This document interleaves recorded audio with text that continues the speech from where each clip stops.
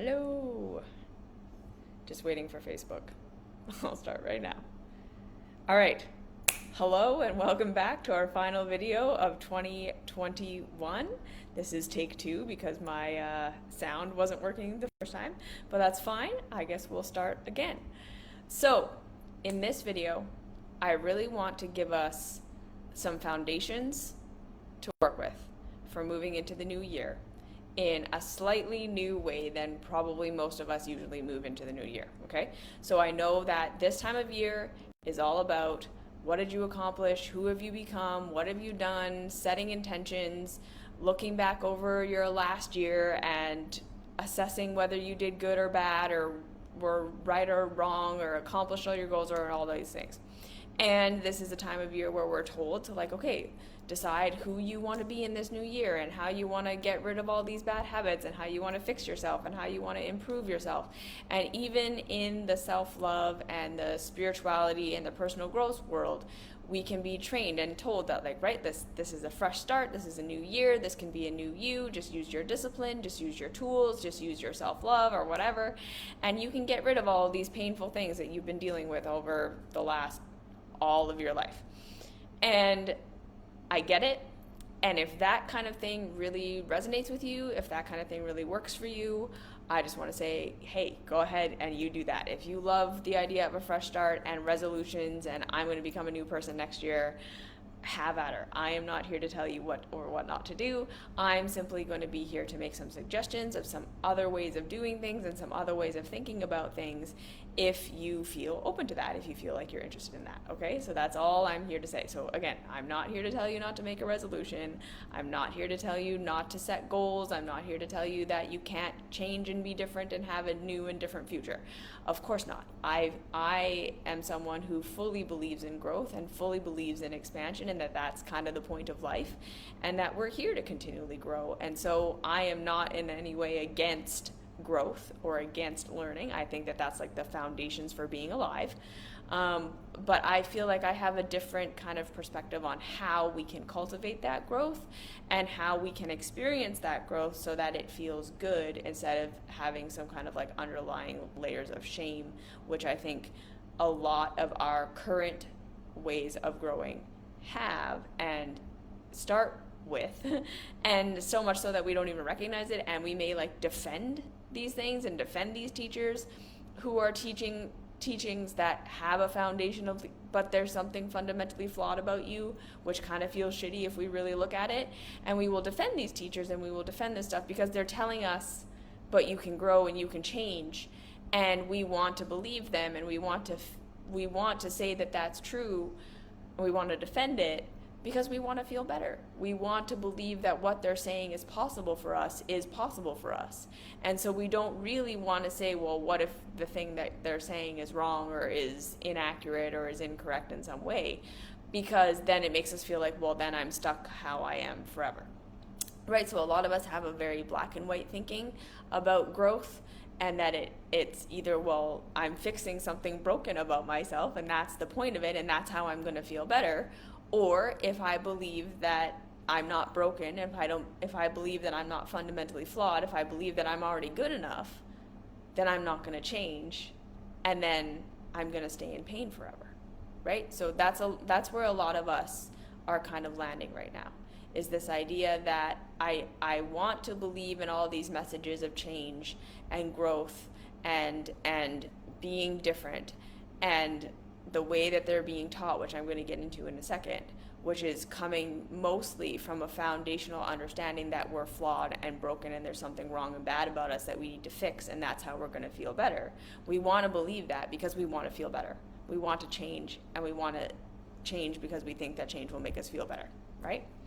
And then on the other side, a lot of the time, we can also feel like admitting that we have something to learn, admitting that we have something to grow into, admitting that there is something that we can do to change our own circumstances, to change how we feel, to change what's going on in our lives, to learn from what we've been through, means that we're shitty now.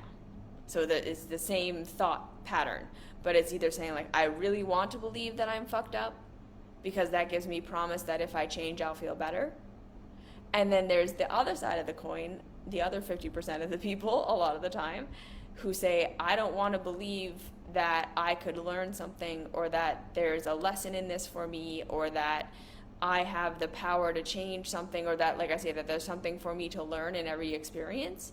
Because if there's something for me to learn and it was a painful experience, that means it was my fault. If there's something for me to learn within these painful experiences, that means it was my fault. That means I caused it. That means I could have avoided it had I known better. And then I have to have regret, and I have to have shame, and I have to have guilt. And therefore, I don't want to believe that there was anything I could have done. I don't want to believe that there's anything to learn. I just want to believe that life was just happening, and I just need to learn to accept it. And these are kind of the two camps that a lot of us fall into, which is that, like I say, I'm fundamentally flawed, and that's how I'm promising myself that I'm going to be better, because I'm going to fix myself. And then I'm going to go to all the self-help and personal growth and spirituality and all that stuff that has these messages of like, yeah, here's the thing that's fundamentally flawed about you. Here's the thing that's fundamentally messed up, and here's just the one thing you need to do, and then you'll fix it, and then you'll feel better. Or we're saying, I really resonate with self-love in the sense that I want to believe that I'm perfectly perfect and everything's perfectly fine and I can't make a mistake and I didn't do anything wrong and that everything's great about me, in a way of saying that then I'm not going to learn from anything, I'm not going to change, I'm not going to grow because I don't have to, because I'm perfect, and therefore I don't have to feel like I'm going to accept blame for any of the bad things that happened in my life, any of the painful things that happened in my life. And again, this is coming from our culture that is 100%, pretty much 100%. Okay, and I know I'm hyperbolizing.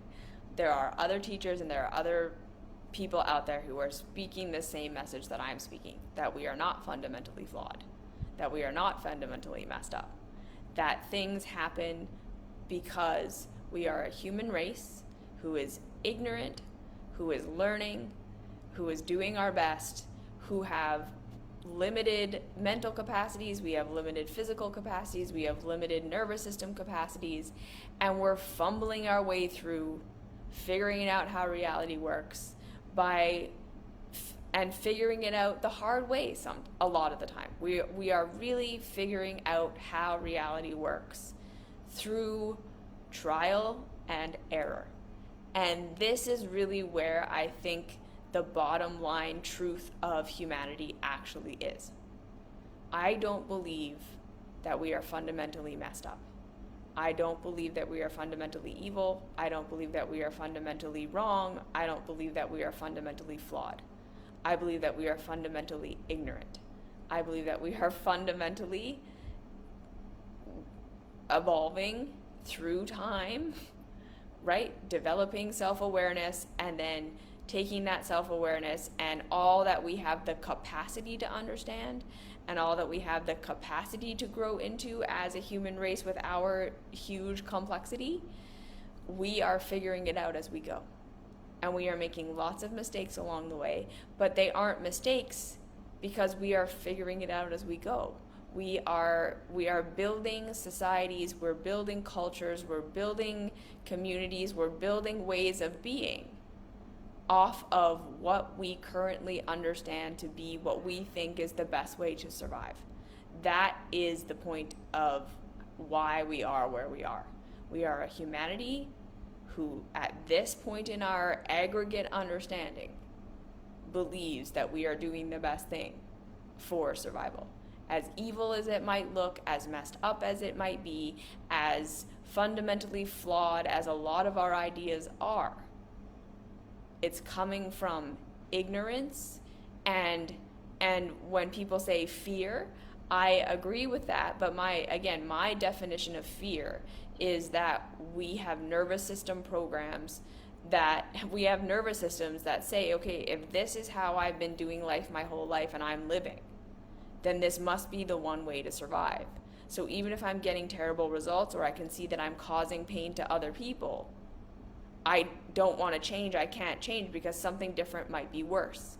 Yes, that's an evolutionary thing that a lot of our ancestors doing what they always did was how they survived. Not changing, not taking a risk, not doing something different because something different might be worse was how people survived. There was a lot of risk all through human history of taking a different path and doing something different than what was already being done. Because what was already being done to some degree was being done because it helped us survive. Okay? So we have nervous systems right now that just because we can logically see that something is causing harm on some level, if it got programmed into our nervous systems that this is how we have to be and this is what we have to do in order to survive, we're going to have a very hard time changing our habits. And I think that a lot of the time, this narrative that we have some evil thing inside of us, that we have some fundamentally flawed part of ourselves, that we have this bad part, these bad parts that draw us to doing things that are bad and harmful and hurt us and hurt others, is the disconnect between our programmed reptilian brain nervous system programs and our higher intellect, our higher understanding, which don't always agree with what should be done. Yeah, we're having an internal battle between this old survival brainstem that just says do what you've always done because that's how we always have survived, and therefore doing something different we might die, and the new brain, the developed brain that says, well, look though, this is silly, this is hurting, this is not getting good results, we should try something different, we should do something different. I even see that there's something different that I could do. And these two things war with each other. And we kind of project that out, and we've made all these stories about it all throughout human history because we didn't really understand human psychology. I think that's where that came from, okay? So what I want to say again today is that most of the messages we get from culture, from every single side, are based around the fundamental idea that we are flawed, that we are in competition with one another, and that we need to change who and what we are fundamentally in some way in order to survive and have success. That is the main message. You are not good enough. Your pain is coming because you are flawed in some way. And you need to find the thing that's going to fix that flawed thing in you so that you can have happiness and heaven and live happily ever after. That is the fundamental message of mainstream messaging, of alternative messaging, of spiritual messaging, of personal growth messaging, of the most corporate, right? Media, whatever. It's pretty much all the same shit, dressed up in a whole bunch of different costumes, right? So regular culture tells us we're not pretty enough, we're not successful enough, we're not rich enough, we're not qualified enough, we're not doing enough, we're not productive enough, we're not generous enough, we don't have the right stuff. A lot of us in the spirituality world can see the kind of flaw in that thinking, that you're not worldly enough, the thing about you that makes you feel like shit, the reason that you feel so terrible, the reason you are in so much pain is because you're not living up to societal standards enough. You're not pretty enough, attractive enough, you're not what culture expects you to be. Okay? And then a lot of us say, okay, well, I don't want to be shallow, I don't want to be vain, and just having success and just having stuff and just being beautiful and just having lots of, like, a big, wide social circle and all these things isn't fulfilling. That's not spiritual growth. That's not real growth. I reject that. Okay? And then we look at most fundamental religions, Christianity, Judaism, Islam, Catholicism, and then even the Eastern religions, even Buddhism, even these other, like Hinduism, that all comes with this idea that the human being is fundamentally flawed, fundamentally sinful, fundamentally ignorant, fundamentally wrong, and not in alignment with what the spirits want us to be. And we need an external God, we need an enlightenment, we need to do all these rituals and sacrifices and all of these things to try to change the fundamental flaw in our internal nature. Right? So the world out there tells us it's all these external things. And then we say, okay, well, I'm spiritual now, so never mind. I know that that's not it. It's some internal thing. And then spirituality, or religion especially, is what I'm talking about right now, says, okay, well, here's the thing that's fundamentally flawed about you. You're sinful, you're ignorant, you're not in alignment with the universal principles, and you now need to live your life for the rest of your life trying to clean up the mess that is your fundamentally flawed nature. And we literally have stories of you're demon possessed, there's evil spirits, there's, like I say, just flat out ignorance, your fundamentally flawed nature, you are a descendant of Adam, the first sin. So there's the message. You're fundamentally flawed, and religion will save you. If you are dedicated enough, if you do enough stuff, if you do all the right things and say all the right things, you will be promised heaven on the other side. And heaven is deliverance from your sinful, evil nature in the afterlife. So secular culture tells us deliverance from your pain is when you're successful and beautiful and have a million friends and all the right stuff. So we worship celebrities, and we worship billionaires, and we worship people who are successful in business. We celebrate these people who are the pinnacle of that. So it's all this, heaven will come when you have these material things. Spirituality tells us heaven will come when you have sacrificed your entire life to get rid of all these terrible parts of yourself, and in the afterlife you will be rewarded. And then a lot of us are like, okay, well, I reject that. So New Age spirituality, or non-religion spirituality. And non-religion spirituality tells us it's your flawed mind. It's your flawed perspective. That if you could just fix your brain, fix your broken brain, you'll have a correct perspective and nothing will ever hurt again. If you can just get rid of your emotions, become emotionally masterful, you will fix everything about yourself. If you could just have a sacred, divine partnership where you have a fully conscious relationship, it'll heal all your wounds. If you can just go on that plant medicine journey, realize who you actually are, have that fundamental awakening, it will change your life forever.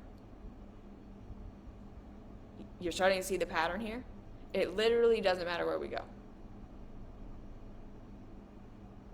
Now, like I say, New Age spirituality, even the self-love path,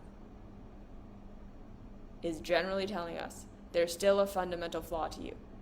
Your pain is still coming from the fact that you see things wrong, you interpret things wrong, your emotions are wrong, you're too identified with your ego, you're too identified with your thoughts, you're too identified with whatever it is that you're identified with. Your thoughts are wrong. Your emotions are wrong. You're too in your lower self. You're not conscious in your relationships enough. You're not serving enough. You're not doing enough. You're not living your purpose enough. The reason you're not feeling fulfilled is because you don't have this dream Instagram life where you're just living your perfect life and doing your perfect purpose, and it's giving you $1 million a year, because that's what's supposed to happen when you're living your purpose, and you're totally connected to your spirit guides, and the Pleiadians are talking to you all the time because you're in alignment and you're in flow and you're in perfect divine union with your partner. Right? Like, that's what spirituality tells us. Like, we're supposed to get to a place where we're fully healed all of our trauma. We've fully healed all of our incorrect perspective. We're 100% at peace with anything that could happen. We see the perfection in all things. We no longer experience pain, or if we do it in some sort of transcended way, and we're always respectful, and we're always kind, and we're always our highest selves, and we're making $1 million while we do it because we're living our purpose. And we got rid of all those flawed things about us from our childhoods and our brains and the ways that we were shitty before. It's literally everywhere. It's not different. Like, so many of us really believe we're seeing something different in Byron Katie than what we're seeing from Kanye West. And we're not. It's the same message. Here's what's missing in you. Here's what's fundamentally flawed about you. And here's the one thing you have to do to fix it. Just get rid of your thoughts. Stop identifying with anything that hurts, because it's flawed. Just make more money. Become more successful. Get more things. Get more friends. It's not different. The fundamental message is you are fundamentally messed up in some way. And there's something that needs to be fixed about the broken you. And that is why you are in pain. And then so many of us, we get on these things, right? It doesn't matter where we go. We get on the Christian thing, we get on the spirituality thing, we get on the culture thing, we get on the job thing, we get on the purpose thing. And we're on it, and we're doing it, and we're trying, and we're being our best, and we're doing our best, and we're making progress, and we're seeing changes, and we're doing it, and then we crash. And we crash in a way where it's not the nervous system pulling us back a little. We crash in the sense that, like, all the stuff we thought we were getting from what we were doing literally all gets wiped out. Like, we end up getting right back to where we started. And we feel depressed, and we feel anxious, and we feel like we're failures, and we feel like we suck. And then we get on it again. Because the message is that if the thing didn't work, it's because of you. You fucked it up. Your willpower wasn't good enough. You fell off the thing. Because it was feeling good for a while. Remember when you first got into questioning all of your thoughts and just anything that hurt, you were like, well, that's not true. And when you had a painful emotion, you just dissociated from it. And when you got on the raw foods diet and you just like did that perfect, you felt good in the beginning. So what? Right? If you fall off, it's your fault because the program works and you were getting results. So that proves that it works. So therefore, it was you. And it's so, like I say, we don't question the program. We don't say, well, maybe this was a flawed way of being. We say, well, I was getting some results for a little while, and therefore it proves that the method was true. And now anyone who comes and tells me that Byron Katie or Eckhart Tolle or whatever is wrong, I'm going to tell them that's stupid because I did it and I got good results. And then I fell off and I don't know what happened, but it was definitely me, not them. And they were my hope. They were my hope. Spirituality, religion, culture, the job, the purpose, the relationship. That was my hope, right? And we all have that thing that we're saying, no, when I fix this thing, when I get my body right, when I get my relationships right, when I find my purpose, when I'm finally connected to God in the way that I want to be connected to God, when I finally fix my brain, when I finally can see everything as being perfect all the time, I'm going to feel better. And I know because I've gotten close to it before. I've gotten glimpses of it before. And I know it, and I've experienced it, and it's going to be great. And then I just fell off, and I just need to try again. And don't tell me this thing isn't right. Don't tell me this thing isn't going to deliver me from everything. Don't tell me this thing is telling me that I'm flawed and it's coming from a fundamental idea that there's something wrong with me that has to be fixed and that that's not right. Because if that's true, how am I ever going to feel better? Don't tell me this is wrong, right? And so a lot of us, I come and say, okay, well, this message that's coming from literally everywhere, that there's something fundamentally, okay, hold on. And now, before anyone comes and says, yeah, well, that's not really what Byron Katie says, and that's not really what Eckhart Tolle says, and that's not really what these spirituality people say. Again, I totally understand that every spiritual teacher and everyone out there has things that are fundamentally good that they're saying. I truly believe that everyone has something that is true that they are saying that we can learn from, and that is like really actually helpful and beneficial. So again, I am not saying throw everything Byron Katie says out. I'm not saying throw everything Eckhart Tolle says out. I'm not saying these spiritual teachers are fully wrong, because I get it, right? They have millions of followers and people who believe in this work and like have gotten good results and all that stuff. So I'm not trying to take that away, and I'm not trying to say that that's not real. What I am trying to say is this: coming from this fundamental perspective that the thing that's hurting about us is that we are fundamentally flawed, means that no matter what goodness whatever we're looking at has in it, no matter what truth whatever we're looking at has in it, no matter what truly beneficial thing whatever we're looking at has in it, it's going to be diminished and it's going to be messed up, because it's still being built upon a foundation that is incorrect.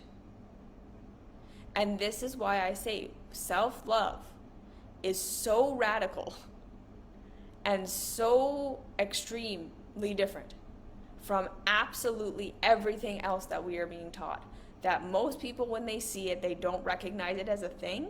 They don't actually even hear what the main message is. They apply the self-help path to the self-improvement path because it's something so fundamentally different, or it just, people are like, yeah, I'm already doing that, right? I'm loving myself. I'm loving my thoughts. I'm loving my inner child. I'm loving my ego, whatever. Yeah. I'm doing it. That's what I am doing. That's what Eckhart Tolle is saying. That's what Byron Katie is saying. That's what the Course in Miracles is saying. There's no difference. You're all saying the same thing.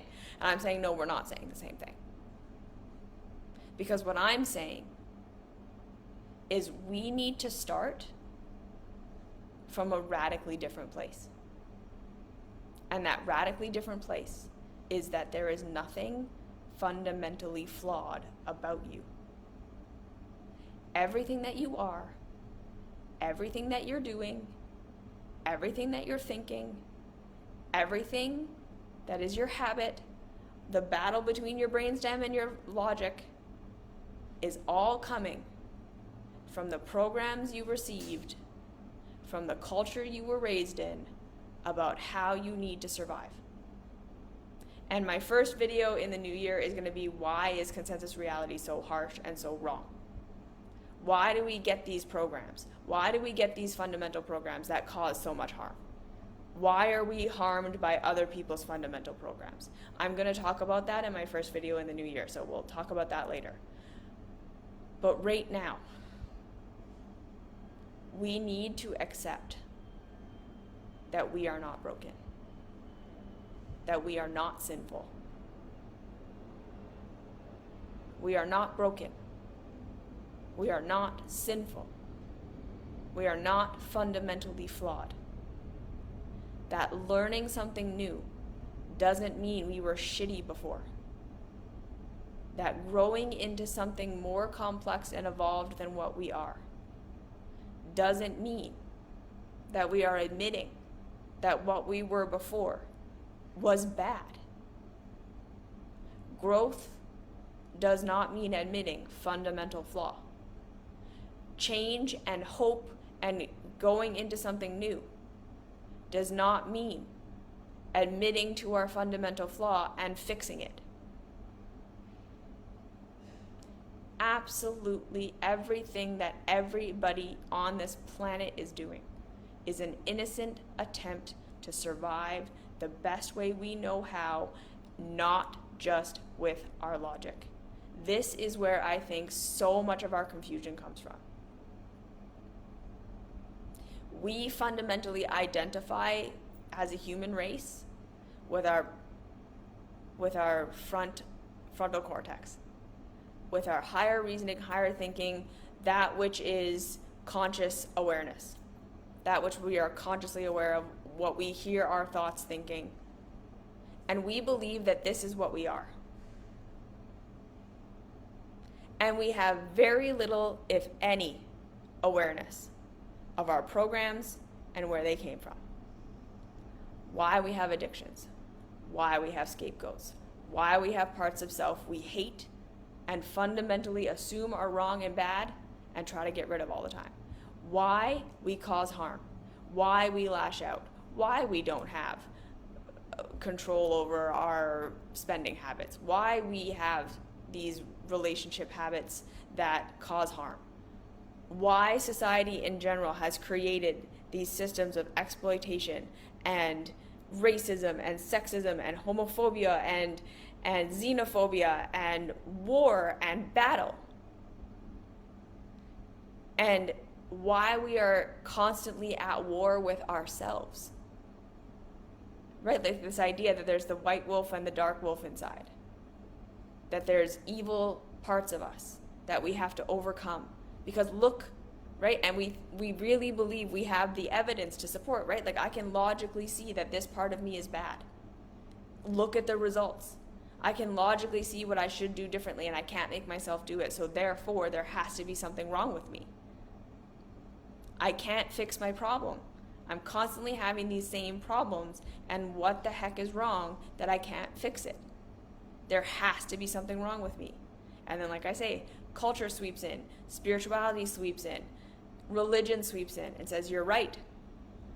Here's the thing that's wrong with you, and I'm going to teach you how to fix it, and then you will be happy. And so we cling to these ideas, and we defend them. And we come to someone who's like me, I'm not the only one, but someone like me who's saying these things aren't fundamentally true. And we're like, fuck you. You're wrong. How dare you say something about these people?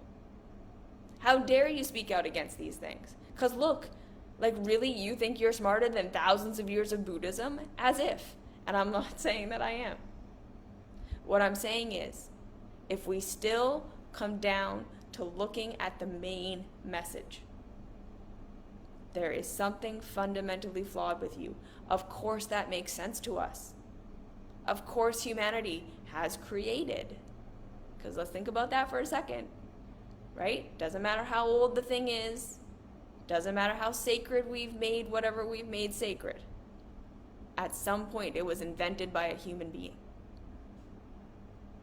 It was invented by a human being having the same kind of human mind as you, who saw life the way that you do, and was making up stories based on what they understood at the time. Spirits, evil possession, gods, goddesses, these are the universal rules, these are the principles, this is what spirituality is, this is what success is, this is what goodness is. That was all just humans with human perspectives, making up stories about what they thought was going to make their lives the best. And what makes our lives the best? Having access to resources so we can grow and express. That's where all these stories came from. Humans trying to figure out the blueprint for what makes it so that we can survive and thrive the best. And all of them, again, are based on this idea that there's something fundamentally flawed with us, because that explains why we suffer. Because if there's something fundamentally wrong with us, and that's the reason we're suffering, we can fix that. We have control over ourselves. Our behavior doesn't make sense to us. We can see that what we're doing, whatever. Good. Fix that broken thing inside, and there's your hope that life can be amazing, that you can get to heaven. Because if we acknowledge the reality, that reality is just incredibly complex, and that many, many things are completely out of our control, and that many, many things happen not because we're being blessed or because we're being cursed.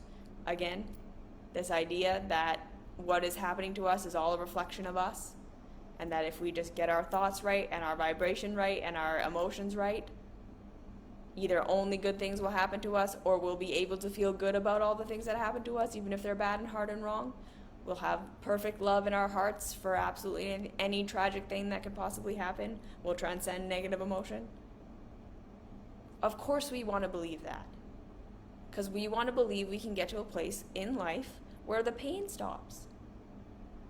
Because we are humanity that is self-aware to a degree, that we can feel when we're out of alignment, when things hurt, but we don't have control over the universe. We don't have ultimate control over absolutely everything. We don't have control over how the universe functions, and in many, many ways, we don't have control over how society functions and how it is affecting us. So we all want to believe that if we just do the right thing, and then we pick whatever the right thing is, culture, spirituality, religion, education, whatever it is, and we say, if I just measure up to this thing, by fixing the thing that this thing says is broken about me, I will have the perfect life. And we want to believe that.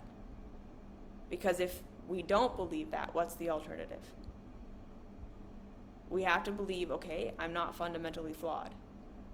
There's just a bunch of stuff I don't know. Because I'm like humanity, and we know a lot, but we don't know everything.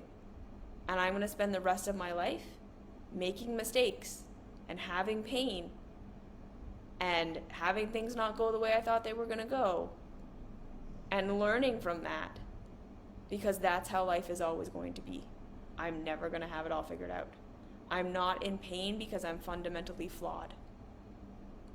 I'm in pain because I was programmed to live in certain ways that either do or do not align with my best interests in real reality, but that aligned with what I thought were my best interests and what I was programmed were my best interests growing up. Because I was born into a humanity that is fundamentally ignorant about a lot of things. I was programmed by people who are fundamentally ignorant about a lot of things. Not evil, not fundamentally flawed in themselves. Ignorant. Didn't know. That's what they were taught, and that's what they were taught, and that's what they were taught. And it's all this telephone that we've been inheriting since the literal beginning of time. Some things are correct. Some things were contextual, right? Some ways of being that we learned in our childhoods really were the best way to survive in our household, but they are not the best way to survive in adulthood. Codependency being the main one. Right? Like literally our first primary relationships were codependent relationships because they had to be, because we were not capable of meeting our own needs. We learned that relating is codependent. I please you, you give me what I want and what I need.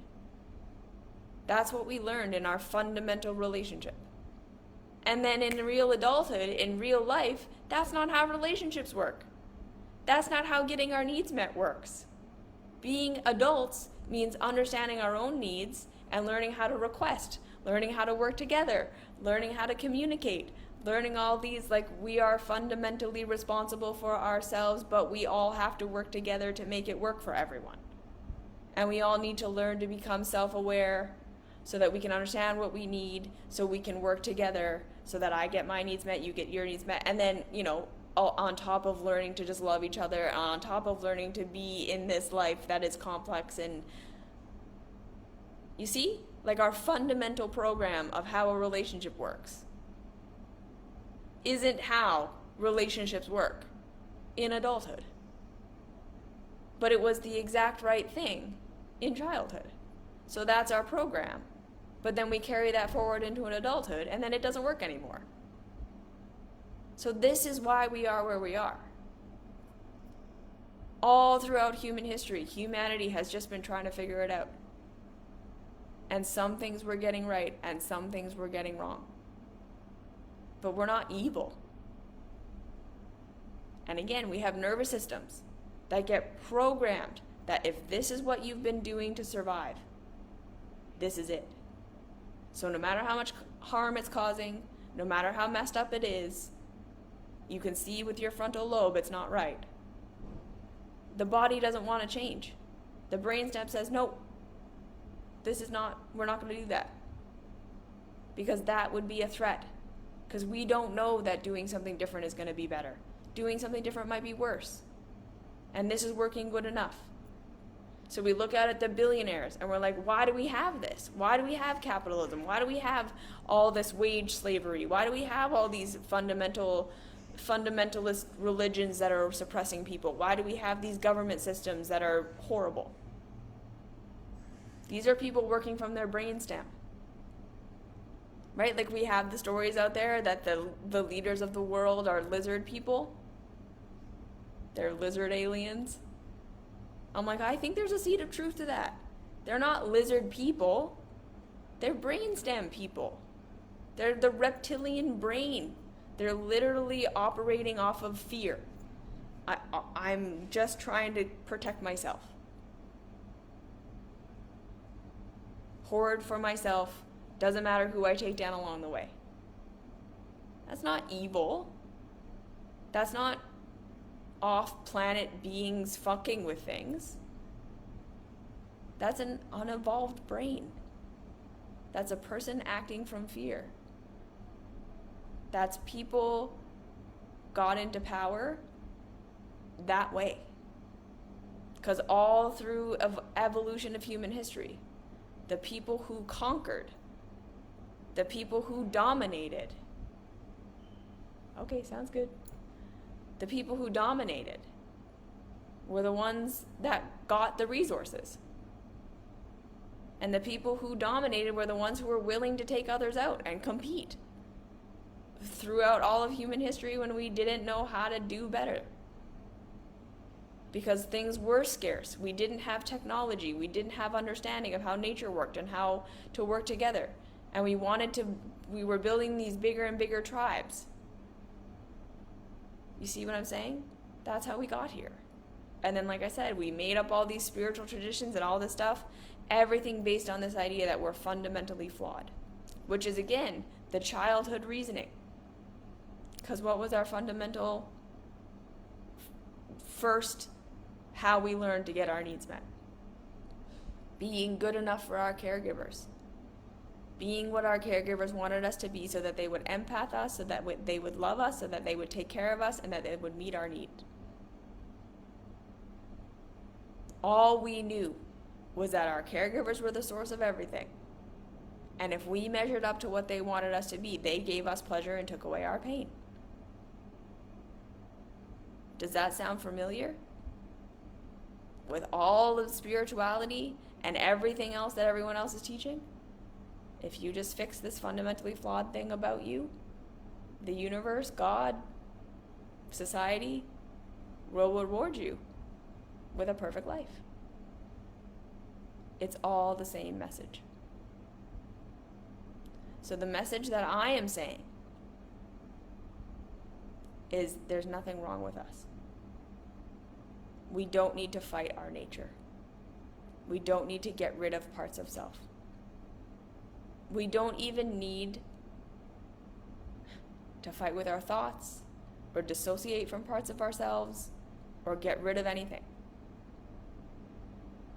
What we need to do is understand with compassion and curiosity why we are doing what we're doing.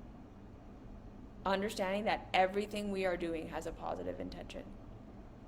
It is the best we know to survive right now. That is why we are doing, and that is why we are being everything that we are. And we need to work with the nervous systems that we have that say, in order to change and grow, because yes, we can be causing harm. Yes, we can be doing things that are not as evolved as they could be. That does not make us fundamentally flawed. That does not make us fundamentally messed up. That means that's where we are right now. That's what we learned. We're doing the best we can with what we know at the time. And we are a species that is built for continual understanding and continual growth into new information. We are not meant to be transcended. We are meant to be perpetually evolving. That's how we're set up. The one characteristic of life is that life must always be growing. And we have made our one fundamental thing about us a bad thing. Like in every culture, in every way that we possibly can. If there's something to improve about you, if there's something to change about you, it's because you suck right now. Instead of no. There's always going to be something to grow into. There's always going to be something to learn. There's always going to be something. Not because you suck right now, but because life requires evolution to continue on. If you ever transcend and get done, you're going to start to decay. Because that's how all of life functions. So we need to understand again that if we can start to move from, so this is where I'm saying, use your Byron Katie, use your Eckhart Tolle, use your whatever resonates for you. But do it from a fundamental assumption that everything that you are is innocent. Everything that you are is good enough. Everything that you're doing is to keep yourself alive in whatever way you learned deep in your nervous system, so it may not be conscious to you right now. It might be in your brainstem. It might be in other parts of your brain, in your body, are what you had to do to get love and approval so that you would survive. And the more you love and approve of who and what you are right now, the more you can love and approve of yourself, even when you're causing harm, even when you're learning something new, when you're looking at yourself and your bad habits and your behaviors that are not great, in your ways you harm yourself and others, in the pain that you're in. And rather than looking for what's wrong with me, how do I fix this? You start to say, where did I learn that this is how I have to be in order to survive? Where did I learn that this is the best way? Where did I learn that changing would be scary? Where is the innocence in this? The more we start from that fundamental place, the more we're going to understand and see our own innocence. There absolutely is nothing fundamentally wrong or evil or sinful or bad about you. There's only misunderstanding and programs you were given that are incomplete. And then by being that loving and that nurturing and that compassionate with yourself, because of the way that our nervous systems are set up, you will be able to learn and grow and change. Because without that love and without that compassion, you can have all the revelations you want. You can fully understand your whole trauma and everything that came before and all why you got here. But if you're coming at it again with and that's what's wrong with me, and that's what I need to change about me, and that's what's bad about me, you will never be able to change or grow, because your nervous system will go into shutdown.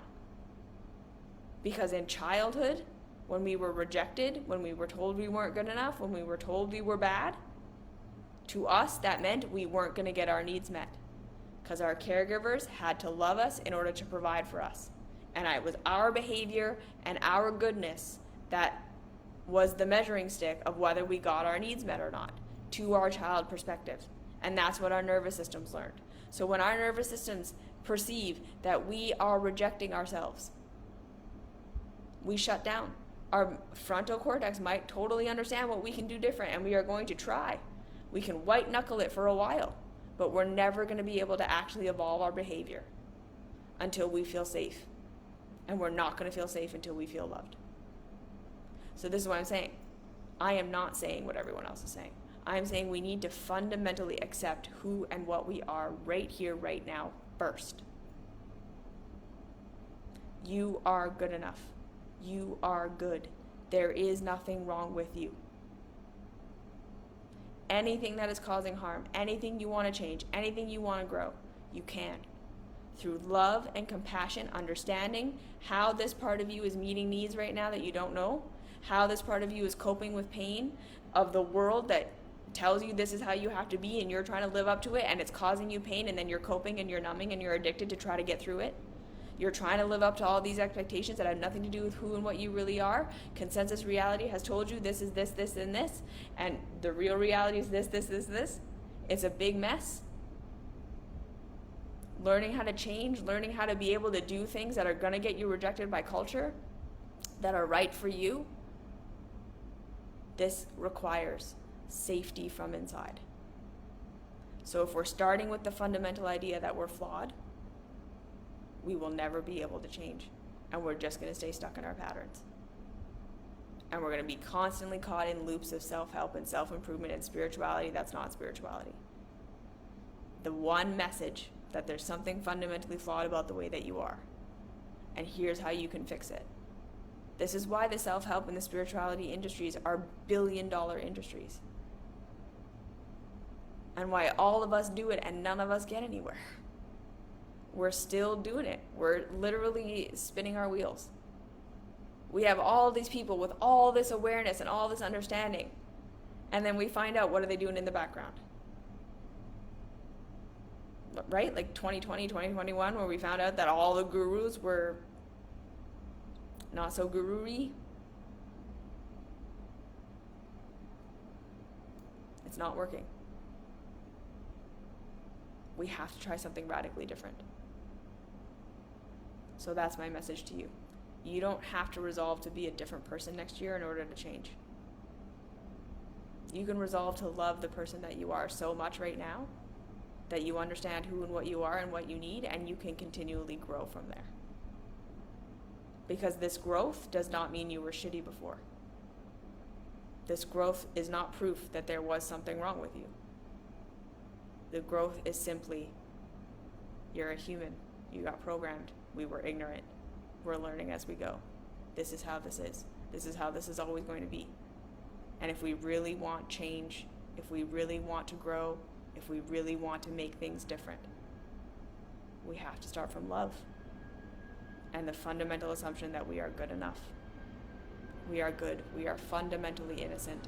There is no evil. There are evil actions that come from fear and misunderstanding, but there is no evil person. There is no evil part. It's all just parts that are scared and don't know how to get the needs met. And like I say, maybe intellectually understand, but we haven't made it safe to evolve. So if we really want something different, we have to do something different. So, like I say, stick with whatever spirituality makes sense to you. But can you do it from a place of, I am not fundamentally flawed and I will not buy that idea anymore? I am fundamentally good enough, and anything that I'm doing that's causing harm or hurting is something for me to understand.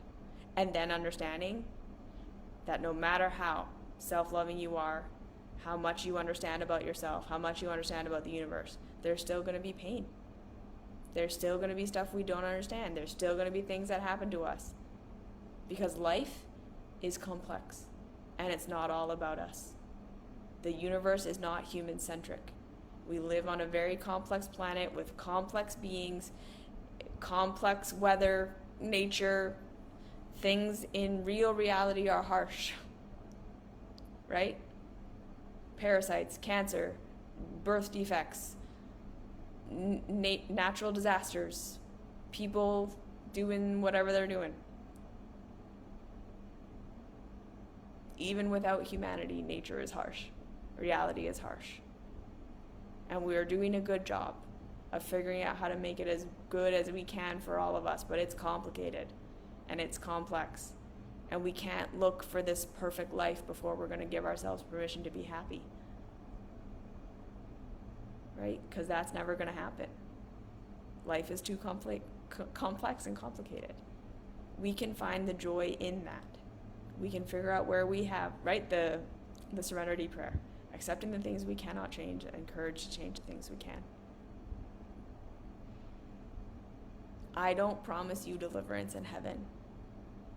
I promise you growth and connection with real reality, which is all the things, and learning what you can from your life experience, because that's the most fulfilling thing.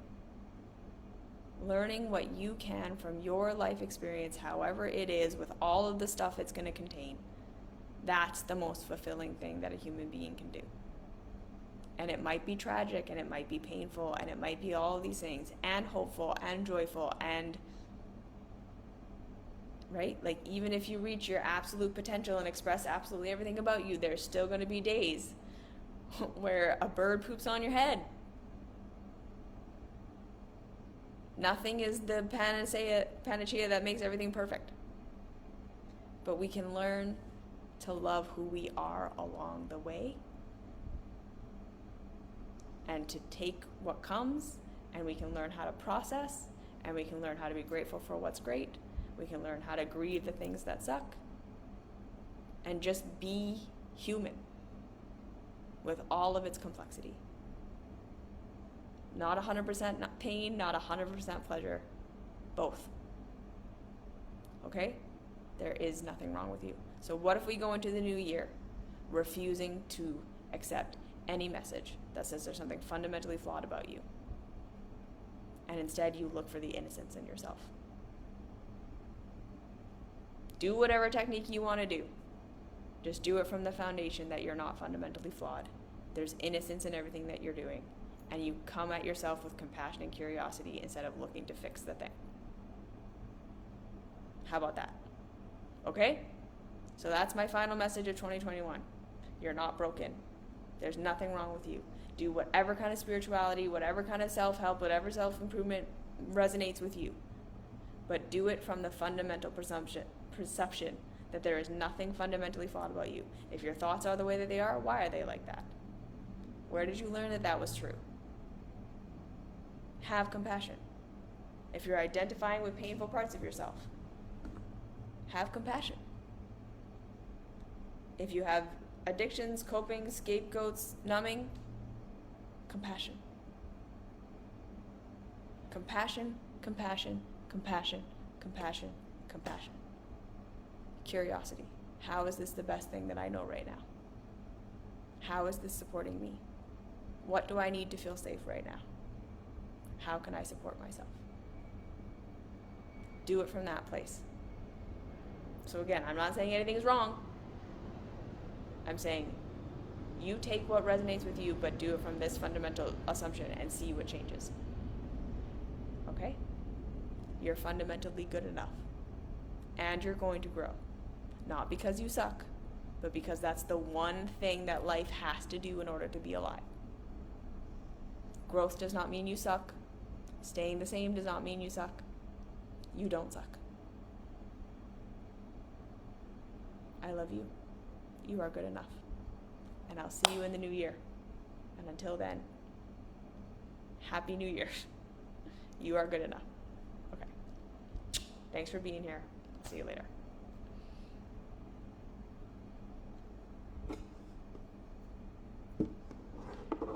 Alrighty.